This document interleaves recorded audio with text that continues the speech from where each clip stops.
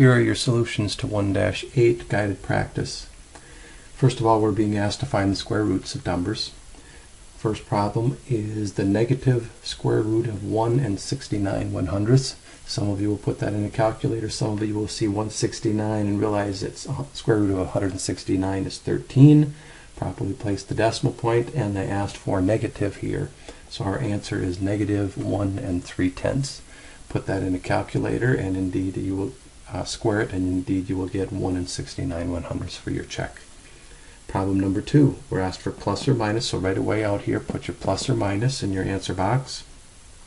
The square root of 49 over 144. So we can break that into 2. The square root of 49 is 7, and the square root of 144 is 12, and we want plus or minus for answers, so it's plus or minus 7/12 is our answer. That's the square root of 49 144ths. Number 3, we have the square root of negative 1 44 100ths, and anytime we have a negative inside a square root, not a cube root, but inside a square root, we have no real solution. We cannot multiply two numbers together to get a negative answer.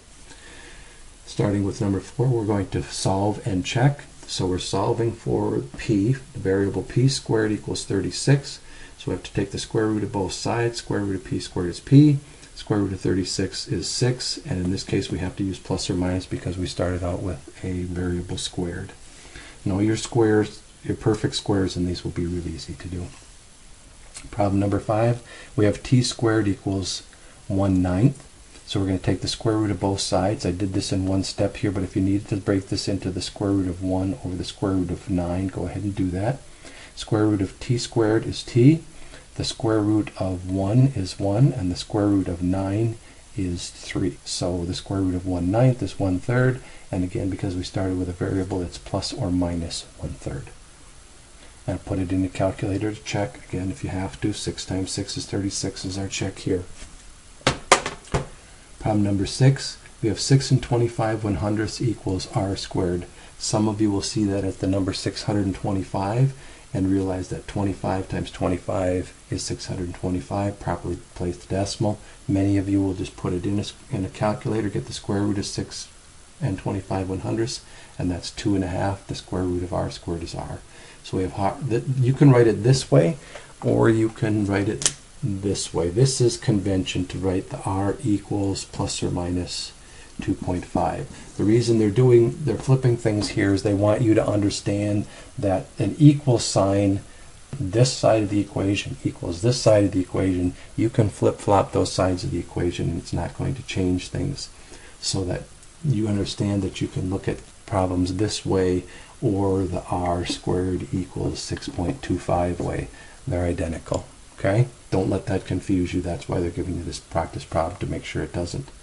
And there's our answer. R equals plus or minus 2.5.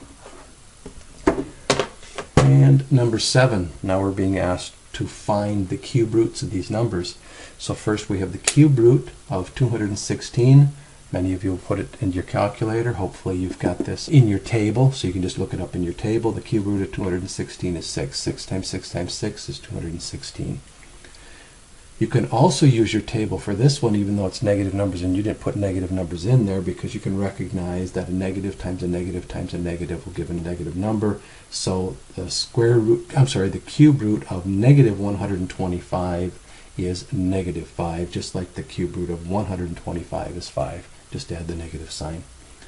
Problem number 9, the cube root of negative 8. Negative 2 times negative 2 times negative 2 gives negative 8. So the cube root of negative 8 is negative 2.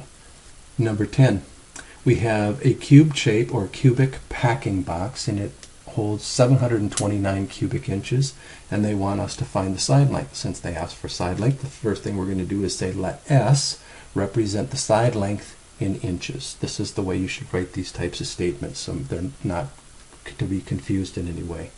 So we have S times S times S. We'll write that down.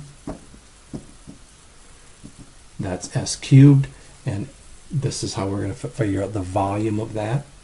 So S cubed equals 729 cubic inches. They gave us that. The cube root of this side and the cube root of that side will yield our answer. So we have the cube root of S cubed is S. The cube root of 729 would be plus or minus 9 here, but in this case, negative 9 does not make any sense, so we're going to use 9 inches, and we're going to put that in a sentence, something to the effect that the side length of the box is 9 inches. And lastly, our essential question.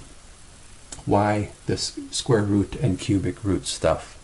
And really the quick, easy, short answer is that it really works well when working with squares and cubes. Squares when you're trying to find an area. So if we know the area of something is 64, we can say that s squared equals 64, so obviously the side of that is 8.